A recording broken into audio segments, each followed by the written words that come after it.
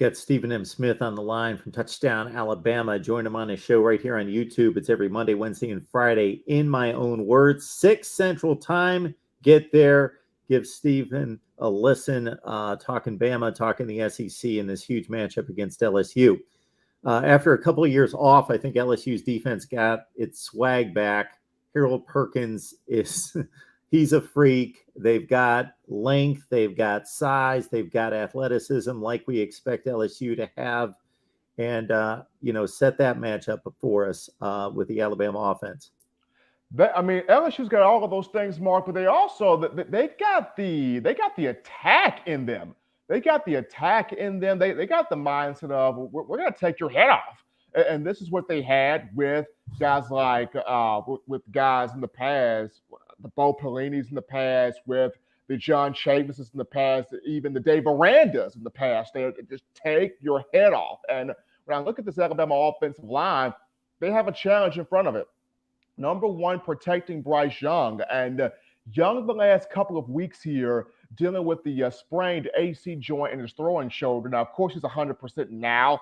Bryce talked about it on Monday. He feels a lot better now than what he did against Arkansas and Texas A&M, Tennessee, and, of course, Mississippi State. But this offensive line got to hold up consistently here in the pocket. Also, this is a big game for Bill O'Brien in terms of game planning, scheme, strategy, having his best play calls for this matchup. Because if you really dissect it, a lot of Bryce Young's best plays have come off script this season where he's running around, he's Houdini out there, he eludes 9-10 defenders while he's directing the receiver to either the back part of the end zone or somewhere on the route and gets rid of the football, kind of like the magic bean ordeal here. So as great as he is with the wizardry that he plays with, that's the reason why Bryce Young is looked at as more than likely the number one quarterback to be taken in next year's draft and possibly the number one overall pick. As an offensive coordinator, you can't have that man just work that hard. You got to have some type of scheme, system, game plan in place to where you can have those easy throws.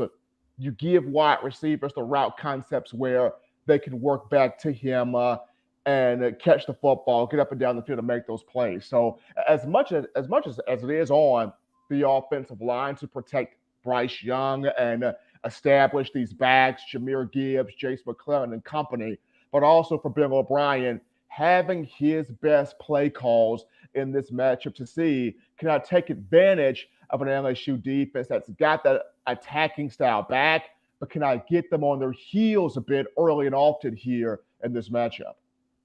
How has this wide receiver core progressed throughout the season?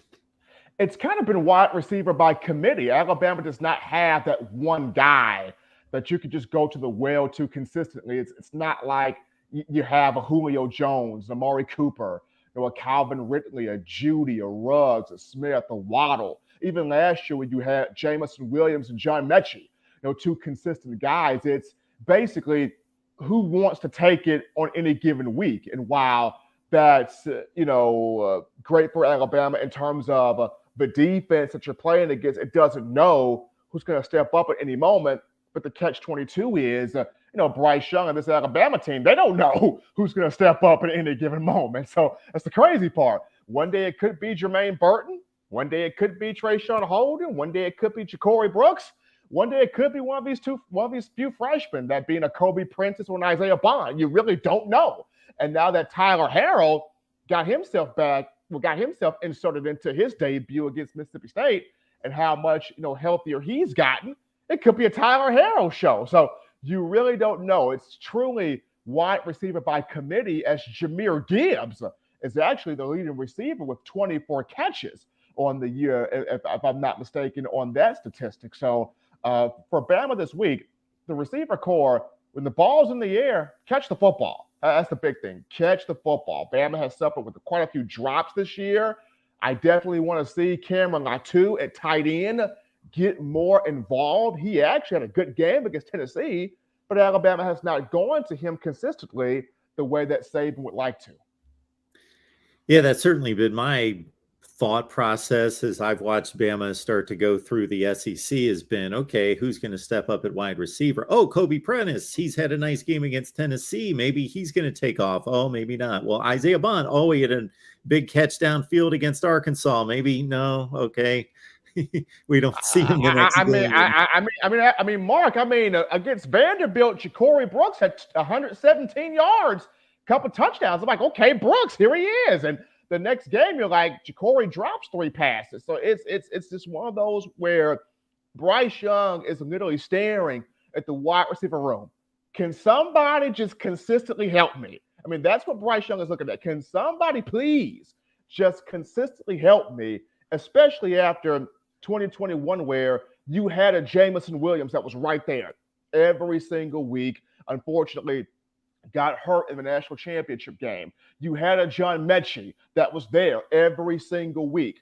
People like to poke fun at Slade Bolden, but I give Slade this. He was there every single week. So that's what Bryce Young is calling for this group of wideouts. Who's going to be there every single week that I'm letting go of this football?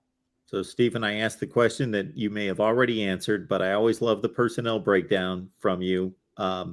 Who are those wild card X factors on this team for this game? The wild card X factors, number one, I just brought him up. Is going to be I just brought him up, and I'm going to bring 2 up. Tyler Harrell and JoJo Earl. I think those 2 have big speed. I mean, Isaiah Bond has it too. Kobe Prentice has it too. But you brought Tyler Harrell into Tuscaloosa for a reason. I mean, he averaged near 30 yards a catch last year at Louisville. The guy's got that type of speed that Jamison Williams had just a season ago. And now healthy, is there a scenario where we can finally see him more on the field, even just as a decoy to draw attention away from other guys? You got to have Tyler Harrell out there in the field. JoJo Earl is healthier out there. You know, he's got that type of speed. You got to have him out there. So I look at those 2 guys. Another X factor to me would be Jace McClellan, in my opinion. And is there a situation where Bill O'Brien draws this up? You've got McClellan and Gibbs on the field at the same time, where you could fake it to McClellan, have Gibbs on a wheel route, have Gibbs on a screen, or fake it to Gibbs and pound it up the middle with McClellan. Because McClellan talked about earlier this season, yeah, Gibbs has got the speed, but I got the power here. So McClellan could be a little bit of an X factor.